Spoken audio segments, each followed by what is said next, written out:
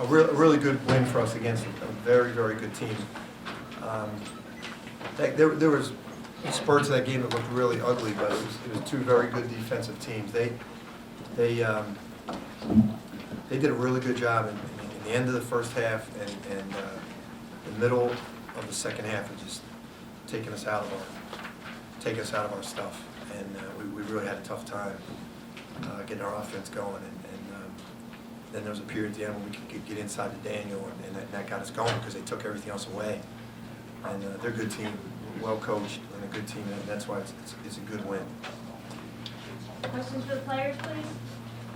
Daniel, I think your team did a better job tonight of getting the ball inside to you when there were mismatches, when you were guarded by a smaller guy. Was this like the best this year that they found you in that situation? I don't think it was a bad. I think we were doing a great job all year. I mean, I don't really know. I didn't see the mismatch really. They just gave me the ball in the right spots. Thank you. Thank you, Coach. I'll leave it here.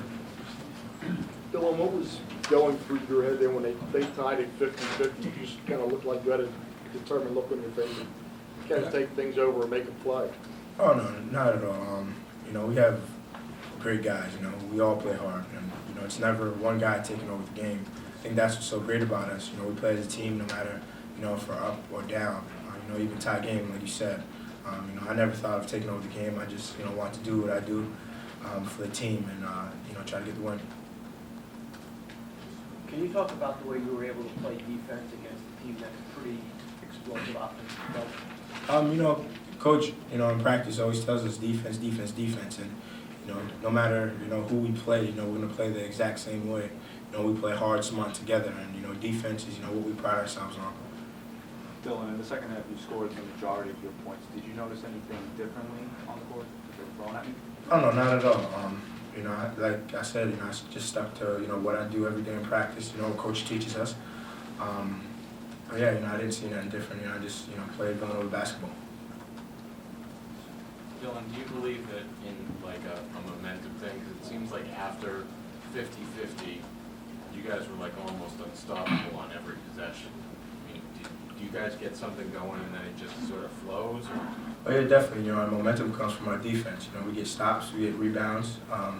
We can't score unless we get stops. Our momentum comes from our defense. I think that's what gets us riled up.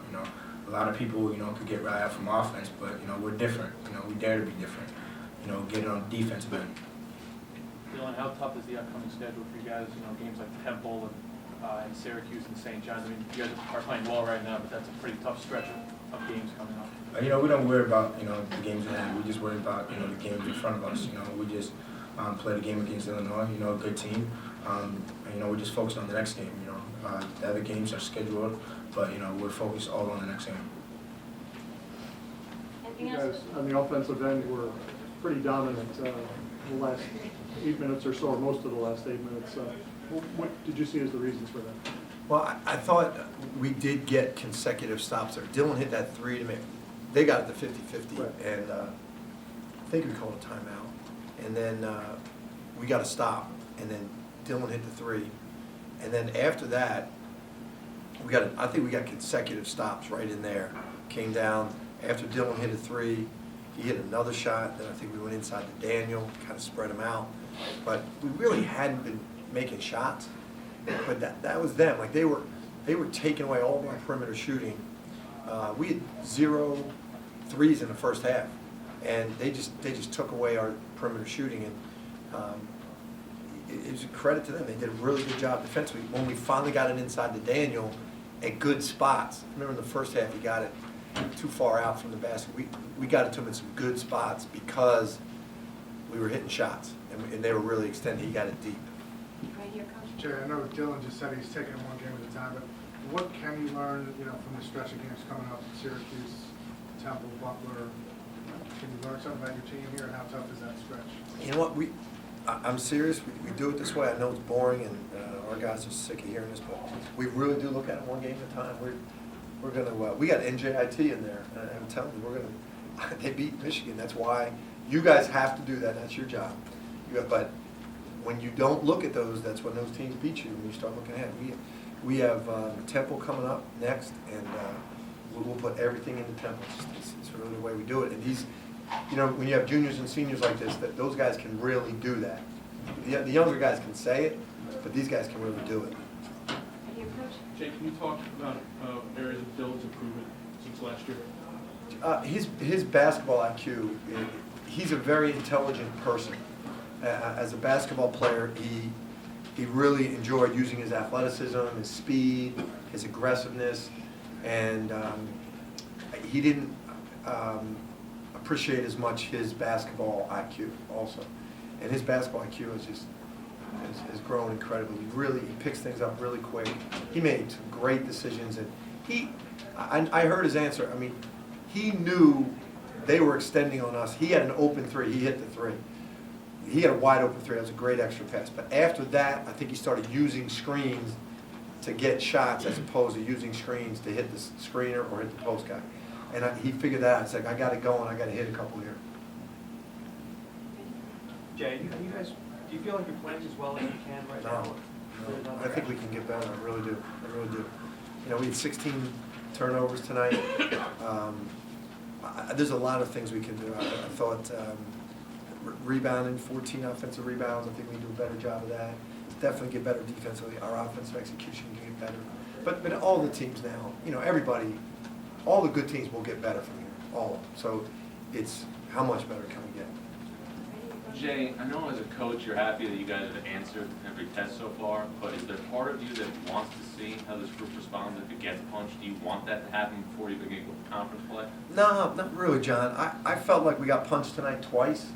I felt like in the first half, they made a run at us, they gave us a good shot. And I thought when they got it to 50-50, they gave us a good shot. I thought in the Michigan game here, they gave us a great shot in the second half. I think we went down 8, if I remember. They're good enough shots for me. We don't have to lose. They're good enough. They hurt enough, and we can learn a lot from those. If we would, I don't know what's good. If you blew everybody out, you would want to. But we've been down in games. So this Bucknell game, you know, we were in the last possession game. So we had enough. We had enough shots. Jay, how much better is Daniel now when you do get it inside him in good spots that he makes the other team pay? It's just. I mean, that was big. If we didn't get that tonight, we don't win the game because they were an outstanding perimeter defensive team, outstanding. And we couldn't. We had 0 threes at halftime. You know, Dylan hit one there, but they were about to shut that down. He hit another one after that. The next time he had to drive the ball and foul because they took him out of it. Then we started going into Daniel. That's a major impact for our team. Javon has always given that to us, but Daniel's given us a second option there, which is really valuable. Jay, 3 games in New York, 3 wins, and obviously you're unbeaten, so it's kind of hard to say like that any of the other games were down games. But do you think that this sort of veteran-laden team embraces a big stage opportunity? Definitely. They love, you know, like me. They know I love coming to New York. They love it. You know, they're East Coast basketball guys. Dylan Ennis from Toronto, like he knows the whole New York City basketball. They love it. So that's big to them. But I think what's important is that the juniors and seniors understand as much as you love it, you can't get caught up in that. You got to come there and perform. That's what juniors and seniors do. And I think those guys really, that's where the maturity comes in. They don't get caught up in the hype of being here. They just get excited about the challenge of being here. All right, we have 2 more here and here.